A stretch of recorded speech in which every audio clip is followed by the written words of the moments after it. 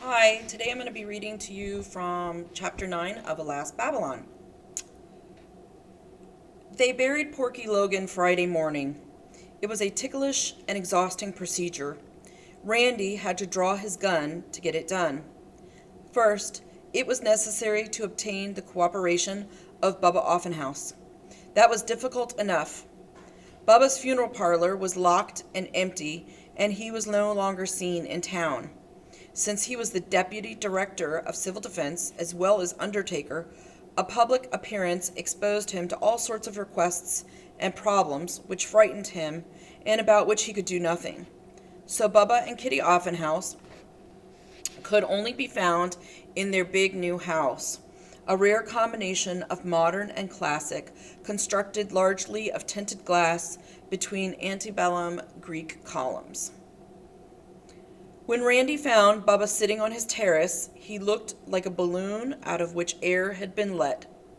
His trousers sagged front and rear, and folds of skin drooped around his mouth. Dan explained about Porky. Bubba was unimpressed. "Let them bury him in Pistolville," he said. "Plant him in his own backyard."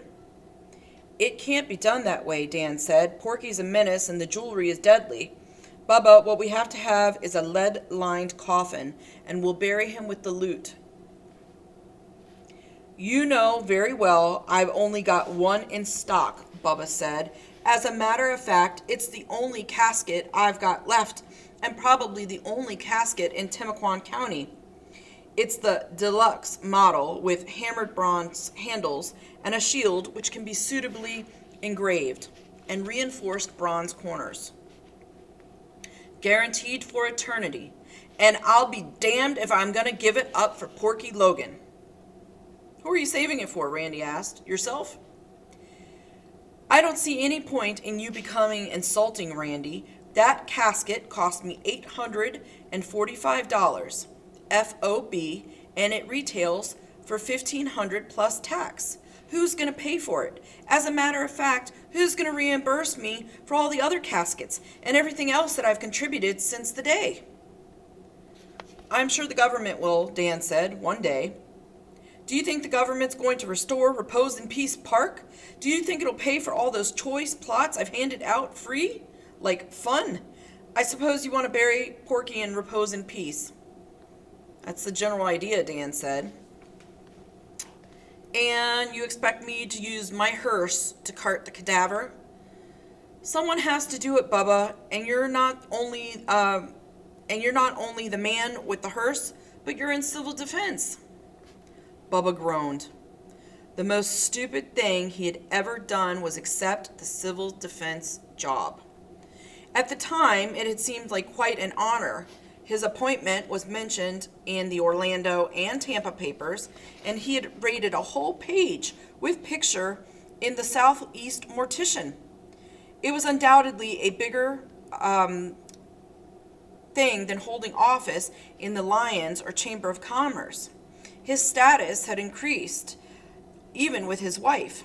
Kitty was old Southern family, which he had been raised in South Chicago. She had never wholly forgiven him for this or for his profession.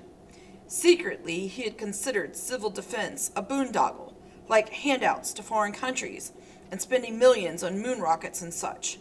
He had never imagined that there would be a war. It was true that after the day, he and Kitty had been able to get supplies in San Marco, and he wouldn't have been able to get it if he hadn't been in civil defense. For one thing, he had been able to get gasoline out at the county garage, but the tanks had long been dry, all other supplies exhausted. He said, "I've only got one hearse that will run and only a couple gallons of gas in it, and I'm saving it for an emergency." "This is an emergency," Dan said, "and you'll have to use it now." Bubba thought of another obstacle. "It'll take 8 men to tote that lead-lined casket with Porky in it, even if he's lost weight like I have." Randy spoke. "We'll get them.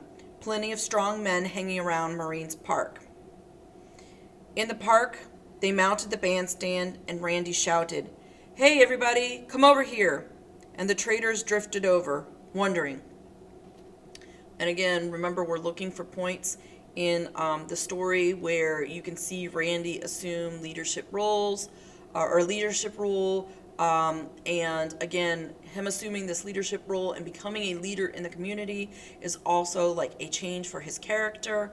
And you're going to see that here when they are trying to get Bubba Offenhouse buried. Bubba made a little speech, and Bubba was accustomed to speaking at service club luncheons and civic meetings, but this audience, although many of the faces were familiar, was not the same. It was neither attentive nor courteous. He spoke of community spirit and cooperation and togetherness. He reminded them that they had sent Porky Logan to the state legislature, and he knew that Porky must have a friend or many here. Now he asked for volunteers to help bury Porky. No hands went up. A few of the traders snickered. Bubba shrugged and looked at Dan Gunn. Dan said, "This is in your own interest. If we leave the dead unburied, we're inviting an epidemic. In addition, in this case, we must get rid of radioactive material that can be dangerous to anyone who finds it." Somebody yelled, "Bubba's the undertaker, ain't he? Well, let him undertake it." Some of the men laughed, and Randy saw that they were bored and would soon turn away, and it was necessary that he act. He stepped in front of Dan and lifted the flap of his holster and drew out the .45, holding it casually, so that it was a menace to no one in particular, and yet to each of them separately. And he pulled back the hammer. He left his left forefinger jabbed at the faces of 5 big men. "You, Rusty, and you, Tom, and you there, you have just volunteered as pallbearers." They looked at him amazed. For a long time, no one had ordered them to do anything. For a long time, they had not even had a boss on a job. Nobody moved. Some of the traders carried handguns in hip pockets or holsters. Others had leaned shotguns or rifles against benches or the bandstand railing, and Randy watched for a movement. He was going to shoot the first man who reached for a weapon. This was the decision that he had made. Regardless of the consequences, he was going to do it. Having made the decision and being certain he would carry it out, he felt easy about it, and he realized that they must know this. He stepped down from the bandstand, his eyes holding his 5 volunteers. He said, "All right, let's get going." And the 5 men followed him, and he holstered his pistol. Again, so that is the example of him assuming a leadership role and basically demanding that these 5 men help bury Porky Logan. But remember, Porky Logan died of radiation poisoning, and all of that jewelry that they found him with, plus the jewelry at Bill Cullen's, at the Hernandez's, is radioactive. And the only way for it to be safe is to be buried in the lead-lined coffin along with Porky and put underground. And so they buried Porky Logan. And with him, they buried the contaminated loot in Porky's carton and out of the Hernandez house. Also into the coffin went the fire tongs with which Dan Gunn had handled the jewelry. When the grave was filled and mounded, somebody said, "Hadn't there ought to be a prayer for the poor bastard?" And they all looked at Randy. And Randy said, "God rest his soul." He added, knowing that it would be passed along, "And God help anybody who digs him up to get the stuff. It'll kill them like it killed Porky." He turned and walked slowly, head down, to the car, thinking. Authority had disintegrated in Fort Repose. The mayor, Alexander Getty, who was chairman of the town council, was barricaded in his house, besieged by imaginary and irrational fears that the Russians had invaded and were intent on his capture, torture, and the rape of his wife and daughters. The chief of police was dead. The 2 other policemen had abandoned unpaid public duty to scramble for their families. The fire and sanitation department equipment immobilized no longer existed.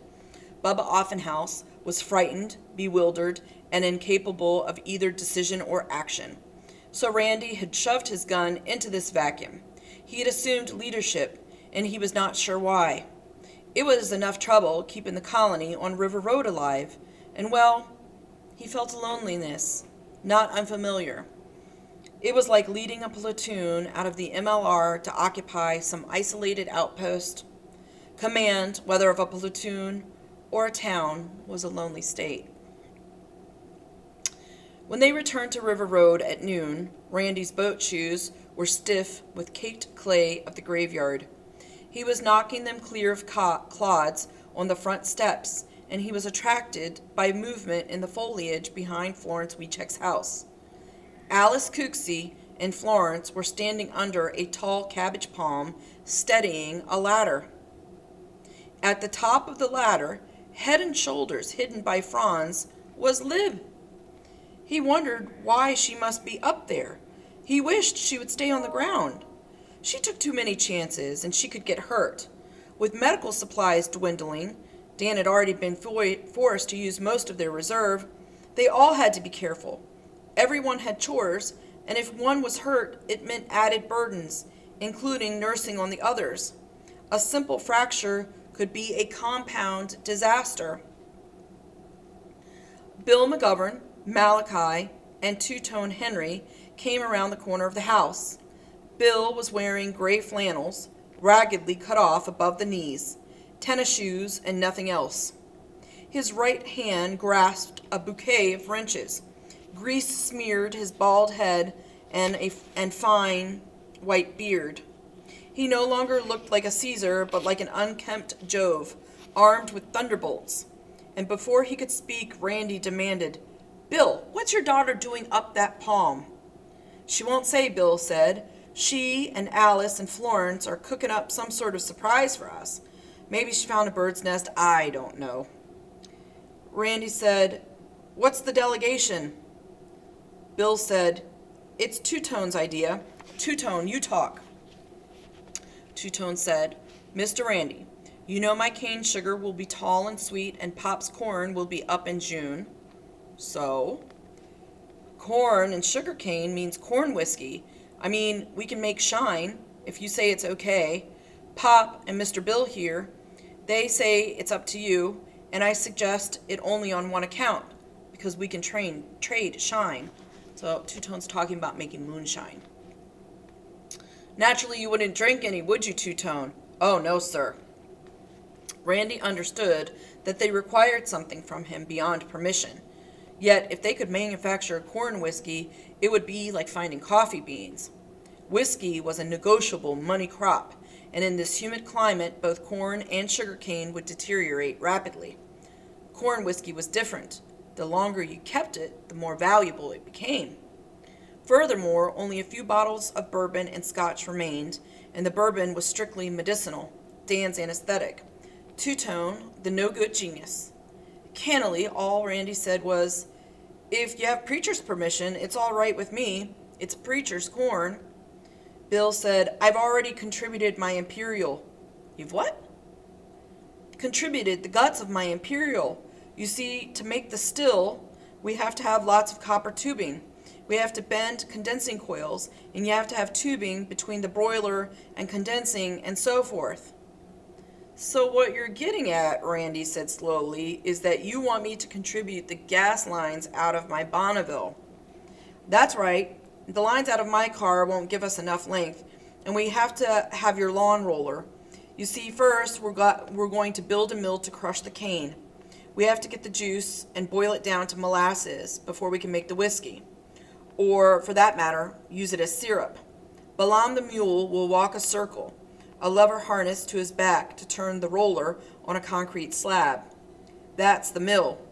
That's the way they did it a couple 100 years ago. I've seen pictures." And Randy knew it would work. He said sadly, "Okay, go into the garage, but I don't want to watch it."